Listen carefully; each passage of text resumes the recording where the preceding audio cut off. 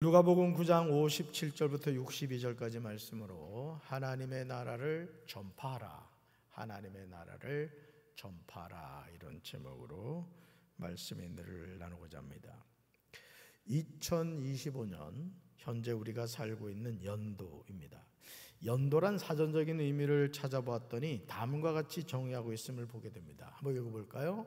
사무나 회계 결산 따위의 처리를 위하여 편의상 구분한 1년 동안의 기간 또는 앞의 말에 해당하는 그 해, 이걸 뭐라고 한다고요? 연도다, 이렇게 말한다. 연도. 인생은 시간 속에 태어나서 시간 속에 살다가 시간 속으로 사라집니다. 그래서 한 사람의 묘비를 보면요, 화장을 해도 마찬가지예요. 그 유골함에 보면은 출생한 날과 졸한 날을 기록하고 있습니다. 여기서 졸은요, 죽음을 완곡하게 이르는 말입니다. 출생과 출과 졸이 인생입니다. 우리는 출은 했어요. 졸은 언제일지 아무도 모르죠. 세월이 유수와 같다 합니다. 이것은 시간이 물과 같이 빨리 지나간다는 뜻도 있지만 흐르는 물을 막을 수 없듯이 시간과 세월을 막을 수 없다는 의미도 담겨 있습니다. 그러므로 자신에게 주어진 인생을 지혜롭게 살아가야 돼요. 저도 이 목회를 하면서 여러분이 보실 때는 우리 목사님은 참 피곤해, 너무 극성맞아, 아니 무슨 세면대를 깨끗이 닦으라니 많이, 변기를 깨끗하게 닦으라니 많이, 왜 그럴까 도대체? 사택을 한번 가서 봐야 되겠어. 오지 마세요. 교회만 신경 씁니다. 교회만. 네, 바로 연락이 오잖아요. 바로. 그죠? 여러분, 말씀이 육신이 되어 오신 예수님이 이 세상에서 사셨던 삶은 그렇게 길지 않아요. 누가복음 3장 23절에서 의사누가는요, 다음과 같이 기록하고 있습니다. 말씀 같이 읽습니다. 예수께서 가르치심을 시작하실 때 30세쯤 되시니라. 아멘. 우리가 생각할 때 예수님은 성자 하나님이시니까 어릴 때부터 놀라운 능력으로 수많은 사람에게 복음을 전하고 그들을 구원하셨을 것으로 여깁니다. 하지만 정말 놀랍게도요, 예수님이 공생애를 시작하신 시점은 몇 세쯤이었다고요? 30세쯤이었다는 거예요. 30세쯤. 그러므로 사복음서에 나오는 예수님의 행적은 3년 반 정도로 봅니다. 하나님이 왜 그렇게 하셨는지 우리는 몰라요. 그러나 분명한 사실은 3년 반 정도의 공생애를 사셨지만 예수님은 십자가에서 다 이루셨다고 하셨어요. 다 이루셨다. 말씀 한번 읽어볼까요? 네, 이건 좀 전에 나와야 되는데 여긴 충청도입니다. 네, 이 말씀이에요. 같이 읽습니다. 예수께서 신포도주를 받으신 후에 이르시되 다 이루었다 하시고 머리를 숙이니 영원히 떠나가시니라. 아멘. 여기서 다 이루었다는 예수님의 말씀은 허물과 죄로 죽어있는 죄인들을 구원하는 구원의 길을 완성하셨다는 뜻이요. 따라합시다. 구원의 길을 완성하셨습니다. 이거 아주 중요한 내용입니다. 어떤 분들은 이런 생각을 해요. 이 구원의 문제에 있어서 내가 뭔가를 해서 구원받는다, 이런 생각을 해요. 근데 그렇지 않아요. 따라합시다. 다 이루었다. 이게 무슨 뜻이라는 거예요? 따라합시다. 구원의 길을 예수님이 완성하셨다. 그러니까 여러분, 다 이루었다는 것은 주님이 우리가 구원받는 그 길을 완성해 놓으셨어요. 그럼 우리는 어떻게 구원받죠? 예수님을 영접하고 그 이름을 믿기만 하면 되는 거예요. 아시겠습니까? 내가 뭔가 해가지고 구원을 이루는 게 아니라 이미 주님이 다 이루어놓은 그 구원의 길을 우리는 예수님을 영접하고 그 이름을 믿음으로 얻게 되는 거란 말이에요. 할렐루야. 그러므로 바울은 이 사실을 근거로 하여 빌립보 감옥에서 자결하려는 간수에게 분명히 전합니다. 암송해야 될 말씀이에요. 같이 읽습니다. 주 예수를 믿으라. 그리하면 너와 내 집이 구원을 받으리라. 아멘. 우리가 해야 할 일은 뭐예요? 주 예수를 믿기만 하면 되는 거예요. 그리하면 나와 우리 집이 뭘 받는다? 구원을 받는다. 아멘이십니까? 내가 뭔가 해가지고 구원받는 게 아니에요. 우리 집이 뭔가 해서 구원받는 게 아니란 말이에요. 이미 주님이 완성해 놓으신 그 구원의 길을 예수님을 믿고 그 이름을 영접할 때 구원받게 되는 거예요. 할렐루야. 사랑하는 성도 여러분, 죄인이 구원을 받는 길은요, 오직 주 예수를 믿을 때 주어지는 선물이에요. 내가 노력해서 얻는 게 아니라고요. 나의 수고와 노력으로 구원을 얻는 것이 아닙니다. 그러므로 우리는 주변에 있는 사람이 듣든지 아니 듣든지, 때를 얻든지 못 얻든지 복음을 전해야 되는 거예요. 왜냐하면 하나님이 구원하기로 작정한 사람은 다 믿습니다. 정말요, 이렇게 목회를 하다 보면, 여러분도 전도하다 보면 그걸 느끼실 거예요. 저 사람은 얼굴이 너무 험상궂어가지고 전도했다가는 한 대 맞기 쉬워. 근데 이상하게 그런 사람이요, 복음을 딱 던졌을 때요, 급속하게 반응을 하는 사람이 있어요. 어떤 사람은 복음을 전하잖아요. 다음 주부터 갈게. 그리고는 죽을 때까지 안 나와. 지옥 가서 그런다잖아요. 그때 믿을 껄껄. 그래서 지옥에서는요, 껄껄하는 소리가 많이 들린대요. 여러분, 사도행전 13장 48절에서요, 이 사실에 관하여 우리에게 분명히 전하고 있어요. 읽어볼까요?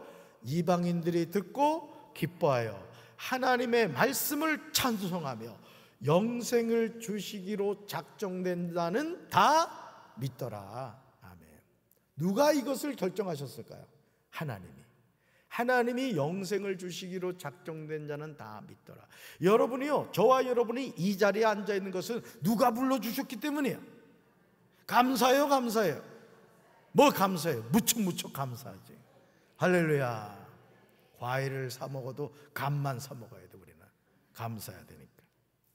우리는 어떤 사람이 복음을 듣고 기뻐하여 하나님의 말씀을 찬송하며 영생을 주시기로 작정된 사람인지 몰라요. 그렇죠? 그렇기 때문에 우리는 믿음으로 복음을 전해야 됩니다. 그렇게 할 때 하나님은 생명의 열매를 거두게 하세요. 누가복음 9장 51절에서 예수님이 하늘에 올라가실 날이 다 되었습니다. 그래서 예수님은요, 예루살렘에 가시기로 마음을 굳히셨어요. 여기서 예수님이 예루살렘에 올라간다는 것은 십자가를 지시고 이제 죽으셔야 한다는 뜻이에요. 그러니 예수님의 마음이 얼마나 조급하시겠습니까?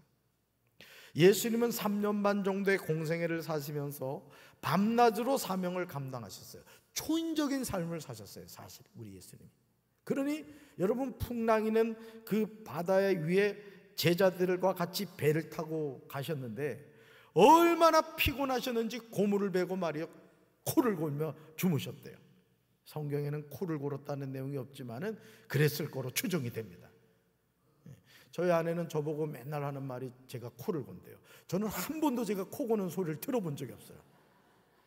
누구 말이 옳은 거예요?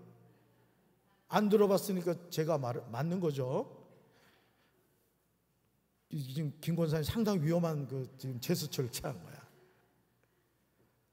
얼마나 피곤하셨으면 여러분, 풍랑이는 그 바다 위에 배를 타고 계신데도 주무셨겠냐고요. 그러니까 우리 예수님은 어떻게 보면요, 하나님이 주신 사명을 정말 주야로 감당하셨어요. 새벽 미명에 일어나 기도하셨고 밤이 맞도록 기도하는 삶을 사셨어요. 그런데 누가복음 9장 57절에서 예수님과 제자들이 길을 가고 있는데 어떤 사람이 예수님께 말하였습니다. 아주 멋진 고백입니다. 이름이 나오지는 않지만 여기 나오는 어떤 사람은 앞으로 자신이 예수님과 함께 하겠다는 거예요. 말씀 읽어볼까요? 나는 선생님이 가시는 곳이면 어디든지 따라가겠습니다. 와, 얼마나 멋진 고백이야. 나는 예수님이 가시는 곳이면 어디든지 따라가겠습니다. 여러분도 그러시죠? 대답 안 하는 사람 뭐예요? 우린 누구나 그런 마음을 갖고 있단 말이에요. 주님 가시는데 저도 따라가겠습니다. 새 찬송가 324장 예수 나를 오라 하네. 오늘 최성진 전사가 담임 목사 설교 원고를 몰래 보고 오늘 이 찬송을 불렀어요. 찬송가의 가사를 보시면 우리가 이 세상에서 예수님을 따라간다는 것이 무엇을 의미하는가를 잘 알려주고 있어요. 여러분들이 이 찬송을 부를 때도요, 그냥 아무 생각 없이 부르지 마시고 이 찬송가 가사가 말이죠, 한 절이요 성경 한 권을 축약하고 있는 경우가 많아요. 324장 같은 경우도 사실은 아주 중요한 내용인데 우리 가사를 한번 읽어보겠어요. 읽어봅시다. 예수 나를 오라 하네, 예수 나를 오라 하네, 어디든지 주를 따라 주와 같이 가려네, 겟세마네 동산까지 주와 함께 가려 하네, 피땀 흘린 동산까지 주와 함께 가려네, 심판하실 자리까지 주와 함께 가려 하네, 심판하실 자리까지 주와 함께 가려네, 주가 크신 은혜 내려 나를 항상 돌보시고 크신 영광 보여주며 나와 함께 가시네, 주의 인도하심 따라 어디든지 주를 따라 주와 같이 가려네. 아멘. 나는 선생님이 가시는 곳이면 어디든지 따라가겠습니다. 우리는 누구나 이런 마음을 가지고 예수님을 믿어요. 여기서는 저도 그래요. 저도 예수님을 더 잘 믿고 싶고 목회를 더 잘하고 싶고 어떻게 하면 우리 교회를 부흥시킬 수 있을까? 불철주야 그 생각밖에 없어요. 사실 500명, 750명, 1000명, 유치부가 50명, 어린이교회 200명, 청소년교회 153명, 청년교회 100명. 아유, 뭐 숫자가 중요합니까? 숫자가 중요하진 않아요. 그러나 한 영혼이라도 더 구원하겠다는 하나님을 향한 열심이란 말이에요. 전도를 해야 되겠어요? 해야 되겠어요? 해야 되는 거예요. 먼 눈에는 뭐만 보이는 거예요? 여러분이 전도를 하겠다고 하면요, 영혼을 붙여주신다고요. 눈을 크게 뜨고 살핍시다. 안 되면은 아이라도 하나 낳아가지고 가져오세요. 사라는 90세에 낳았는데 요 90세 되신 분 없잖아요. 소망이 있어요. 소망이. 오늘 밤에라도 합방을 하세요. 그러니까 여러분, 우리가 주님이 어디든지 가시든지 따라가고 싶단 말이에요. 그러나 겟세마네 동산까지 주님과 함께 가시겠습니까, 여러분? 겟세마네 동산이 어떤 동산이에요? 예수님이 땀방울이 핏방울이 될 때까지 기도하신 곳이란 말이죠. 피땀 흘린 동산까지 주님과 함께 가시겠습니까? 심판하실 자리까지 주님과 함께 가시겠어요? 가룟 유다는 예수님을 은전 30에 팔았고 다른 제자들은 예수님이 십자가를 지실 때 자기 살겠다고 다 도망을 쳤어요. 오늘도 충남 기독교 총연합회 우리 한 50여 분의 그 목사님들과 장로님들 식사 대접을 하고 또 그분들한테 이렇게 차도 대접하고 또 이렇게 뭐 캡에다가 이렇게 과일도 이렇게 하고 있어요. 제가 그걸 사실 식당 가서 그냥 대접해드리면 얼마나 좋아. 담임 목사가 눈치가 없어가지고 말이지. 그렇지만 담임 목사로서 우리 교회를 사실 충청남도 전역에서 오신 분들이란 말이에요. 그래서 그분들 잘 섬겨드리고 싶고 어쨌든 우리 교회를 잘 이렇게 홍보하고 싶은 마음도 있고 우리 강 목사님 오늘 아주 수고 많이 하셨어요. PPT도 준비해 주시고 또 우리 구혜진 사모님 또 반주도 해줘. 제가 왜 우리 사모님 반주를 좀 부탁을 했냐, 사실 윤종 집사를 콜할까 하다가 부르면 안 올 것 같아서 내가 콜 안 했지. 근데 왜 그랬냐면 지난번 모임을 갔을 때 우리 교회보다 훨씬 큰 교회였어요 사실은. 근데 반주자가 없는 거야. 그 보기 너무 안 좋더라고. 그리고 방송실에 담당자가 있다가 끝나기도 전에 강 목사님 도망을 가버렸어. 목사님이 전화해도 오질 않는 거야. 그 모습 보니까 좀 안타까운 마음이 들어서 오늘 제가 좀 이렇게 부탁을 드렸어요. 우리 해주신 분들 기분 안 나빴지? 나빠도 어떡하겠어, 지나갔는데. 여러분, 심판하실 자리까지 주님과 함께 가시겠습니까? 여러분, 예수님께 감동적인 내용을 말하는 어떤 사람에게요, 예수님은 예수님을 따라간다는 것이 뭔가를 말씀해 주고 계세요. 같이 읽어봅니다. 예수께서 이르시되 여우도 굴이 있고 공중의 새도 집이 있으되 인자는 머리 둘 곳이 없도다 하시고. 아멘. 여우도 뭐가 있고요? 굴이 있고, 하늘을 나는 새도 뭐가 있다? 보금자리, 집이 있다는 거예요. 인자는 뭐가 없다고요? 머리 둘 곳이 없다는. 여러분, 예수님의 이 말씀이 너무하다고 생각하지 않으십니까? 그러나 이것이 예수님을 따라가는 제자들의 삶이에요. 그러기에 완주하는 사람이 적어요. 여러분 잘 들으세요. 저는 오늘 이 수요 저녁 예배에 나오신 여러분들이 피땀 흘린 동산까지, 겟세마니 동산까지, 심판하실 자리까지 완주하는 성도들이 되기를 주님의 이름으로 축원합니다. 완주하는 사람 많잖아요. 경각심을 가져야 돼요. 절대 주님을 떠나면 안 된다고요. 아멘이십니까? 우리가 이 땅에서요 편안한 여생을 바란다면 우리는 주님을 따라갈 수 없어요. 마태복음 7장 13절과 14절에서 예수님은요 우리에게 충격적인 말씀을 하세요. 우리가 이거 참 간과하거든요. 말씀 같이 읽습니다. 좁은 문으로 들어가거라. 멸망으로 이끄는 문은 넓고 그 길이 널찍하여서 그리로 들어가는 사람이 많다. 생명으로 이끄는 문은 너무나도 좁고 그 길이 비좁아서 그것을 찾는 사람이 적다. 아멘. 생명으로 이끄는 문은요 너무나도 좁다는 거예요. 그 길이 비좁습니다. 그러므로 그것을 찾는 사람이 적다는 거예요. 좁은 문을 찾는 사람이 뭐라고요? 적다는 거예요. Only a few find it 이랬단 말이에요. A few라는 거예요. A few라는 것은 거의 없다는 뜻이란 거예요. 그러니까 여러분, 저는 오늘 이 예배 자리에 참여하신 여러분들 다 천국 가게 되길 바랍니다. 그러나 실상은 어떻다고요? A few라는 거예요. 거의 드물다는 거예요. 이게 예수님 말씀이에요. 그러니까 여러분, 우리가 예수를 믿는 척하면 안 돼요. 저부터도 마찬가지입니다. 목사라는 직분이기 때문에 천국 간다고요? 성경 어디에 그런 게 있어요? 성경을 읽어보면 놀랍게도 종교 지도자들이 천국 가기는 더 어려워요. 실제 그렇습니다. 바리새인과 세리의 기도 기억하시죠? 누구 기도가 응답받았죠? 세리의 기도가 응답받았습니다. 착각하면 안 됩니다, 여러분. 멸망으로 이끄는 문은 넓고요 그 길이 널쩍하여서 그리로 들어가는 사람이 많다는 예수님의 말씀을 명심해야 돼요. 그러므로 예수님이 하신 이 말씀을 우리가 명심해야 돼요. 같이 읽어봅시다. 인자는 머리 둘 곳이 없다. 아멘. 예수님을 따르는 것은 권력이나 부와 명예 따위와는 아무런 관계가 없다는 거예요. 도리어 여우나 새와 같은 짐승들에게도 허락된 최소한의 삶의 터전조차도 보상받지 못했다는 거죠. 예수님을 따르는 일은 의식주 문제가 안정적으로 확보되고 거기에 덧붙여 입신양명을 지향하는 출세주의가 아니라는 거예요. 내가 예수 믿어가지고 한번 크게 한번 돼볼까? 이게 아니라는 거예요. 예수님의 제자로 살아가는 삶은 때때로 사람들에게 배척을 당해요. 안정된 삶의 거처도 없이 정처 없이 떠돌아다니며 자기를 희생시켜 다른 사람을 살리는 일입니다.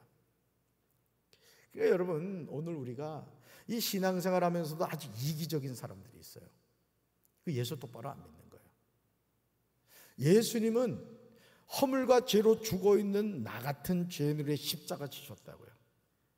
우리에게 뭔가를 바라셨습니까? 바라시는 거 없어요. 나를 믿기만 하라는 거예요.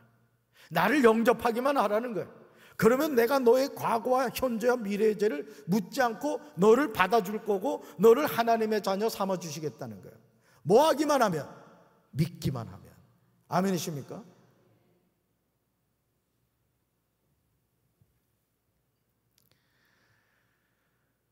누가복음 9장 59절에서요 예수님이 또 다른 사람에게 나를 따르라 이렇게 말씀하십니다. 자, 그러자 그가 이렇게 대답을 합니다. 읽어볼까요? 먼저 제 아버지의 장례를 치르도록 허락해 주십시오. 유대인들에게요 죽은 이에 대한 예우를 갖춘 장례식은 가정적으로 종교적으로 사회적으로 매우 중요한 의무 가운데 하나였다고 해요. 장례의 의미는 율법을 공부하는 일, 성전 예배, 유월절, 제사, 또 할례 시행보다도 우선권을 가졌대요. 그래서 보통 죽은 시체를 만지지 말아야 하는 사제들도 그들의 친척이 죽었을 경우에 시체를 만질 수 있었다는 거예요. 그만큼 장례를 치르는 일은 중요한 일이었습니다. 그런데 예수님은 전혀 뜻밖의 말씀을 하세요. 같이 읽어봅니다. 이르시되 죽은 자들로 자기의 죽은 자들을 장사하게 하고 너는 가서 하나님의 나라를 전파하라 하시고. 아멘. 예수님의 전하시는 이 말씀의 의미는 뭐냐? 읽어봅시다. 영적으로 죽은 사람들이 육체적으로 죽은 사람들을 장사 지내게 하라, 이런 뜻이 있다는 거예요. 이 말씀의 뜻이. 세상 일은 세상 사람들에게 맡기고 오직 성도들은 하나님 나라의 일에 전심전력하라는 의미입니다.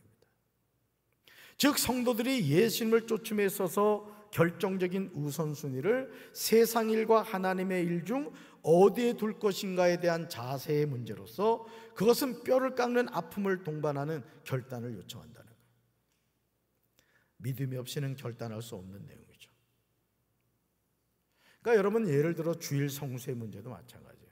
자, 주일날 어떤 일이 있다. 그랬을 때 그 주일 성수를 어떻게 할 것인가 고민해야 되는 거예요. 그러니까 여러분, 신앙생활을 잘한다는 것은 뭘 의미하느냐? 항상 우선순위의 문제의 싸움인 거예요. 여러분이 오늘 수요 저녁 예배 오셨다는 것은 여러분들은 우선순위에서 하나님께 예배드리는 게 1순위가 됐기 때문에 이 자리에 와 계신 거라고요. 이런 결단과 선택이 쌓이고 쌓이고 쌓이다 보면은 우리 자신이 거룩한 예배자로 변화가 되는 거예요. 아멘이십니까? 자, 그러면서 예수님을 따르는 제자로서 가장 우선적으로 해야 하는 일이 무엇인가를 말씀하시는데, 죽은 자들로 자기의 죽은 자들을 장사하게 하고, 우리가 해야 할 일이 이거예요. 같이 읽습니다. 너는 가서 하나님의 나라를 전파하라. 한 번 더요. 너는 가서 하나님의 나라를 전파하라. 네, 이거라고요. 우리 우선순위. 이것이 제자가 감당해야 하는 가장 우선적인 겁니다. 누가복음 9장 61절에서요, 또 다른 사람이 예수님께 부탁하며 말했어요. 읽어봅시다. 주님, 제가 주님을 따라가겠습니다. 그러나 먼저 집안 식구들에게 작별 인사를 하게 해 주십시오. 아멘. 사랑하는 성도 여러분, 이 사람은 내가 주님을 따라가겠다고 분명히 고백하고 있어요. 그렇다면 먼저 집안 식구들에게 작별 인사를 하고 따르는 것이 나쁘지 않아 보여요. 그러나 예수님은 뭐라고요? 이 부탁을 단호하게 거절하십니다. 거부하세요. 그러시면서 이 말씀을 하세요. 같이 읽어봅시다. 예수께서 이르시되 손에 쟁기를 잡고 뒤를 돌아보는 자는 하나님의 나라에 합당하지 아니하리라 하시니라. 아멘. 그러므로 누구든지 손에 쟁기를 잡고 뒤를 돌아다보는 사람은 하나님의 나라에 합당하지 않다는 예수님의 말씀을 우리 명심해야 돼. 내가 천사의생 찬양단이다. 그러면 이 주신 사명을 최선을 다해서 감당해야 되는 거예요. 또 우리 글로리아 찬양대다. 그러면 주님이 내 생명을 거두어 가실 때까지 그 사명을 감당하는 거예요. 아멘이십니까? 항상 우리가 그 마음의 중심을 가져야 돼요. 내가 차량 운행을 하는 헌신을 하고 있다. 그러면 항상 나에게 주어진 그 헌신의 시간을 지켜가는 것이죠. 여러분, 누구든지 손에 쟁기를 잡고 뒤를 돌아다보는 사람은 하나님의 나라에 합당하지 않다는 예수님의 말씀을 우리는 명심해야 돼요. 여러분, 하나님의 나라에 합당하지 않다는 건 뭘 의미하죠? 하나님의 나라에 들어갈 수 없다는 뜻인 거예요. 그러니까 오늘 우리가 하나님의 부름받은 자로서 이 사명을 잘 감당해야 되는 거예요. 할렐루야. 예수님을 쫓는 자의 유일하고 궁극적인 목적은 하나님의 나라를 전파하는 일이에요. 예수님을 따르는 자는 이 목적의식을 잠시도 망각해서는 안 됩니다. 하나님이 예수님의 제자들에게 들려주신 쟁기는 무엇입니까? 바로 이게 생명의 복음이에요. 이 쟁기라는 것은 다른 게 아니에요. 생명의 복음이에요. 듣든지 아니 듣든지, 때를 얻든지 못 얻든지 회개하라, 천국이 가까이 왔느니라. 복음을 전해야 되는 거예요. 할렐루야. 그래서 교회가 건강하다는 것은 무엇을 의미하느냐? 전대에 불을 켜는 성도들이 들불처럼 일어나요. 들불처럼. 아멘이십니까? 어떻게 하면 내가 우리 가족을 인가기도 시킬 것인가? 어떻게 하면 내가 사랑하는 친구를 전도해서 교회 나오게 할 것인가? 하나님께 지혜를 구하면요, 하나님이 기가 막힌 방법을 주신다고요. 아멘이십니까? 이제 우리는 하나님의 부르심을 받은 사명자로서 하나님이 우리 손에 들려주신 쟁기인 생명의 복음을 내려놓는 일이 없도록 해야 할 줄로 믿습니다. 우리 읽어볼까요? 복음을 통하여 하나님의 나라를 매일매일 전파하며 사명을 감당해야 합니다. 한 번 더요. 복음을 통하여 하나님의 나라를 매일매일 전파하며 사명을 감당해야 합니다. 아멘. 누가요? 가슴을 치며 저를 따라해보세요. 누가요? 내가요? 재진이가요? 우리 모두가요. 할렐루야. 우리 교회가 그런 교회가 되길 주님의 이름으로 축원합니다. 가슴에 손 얹읍시다.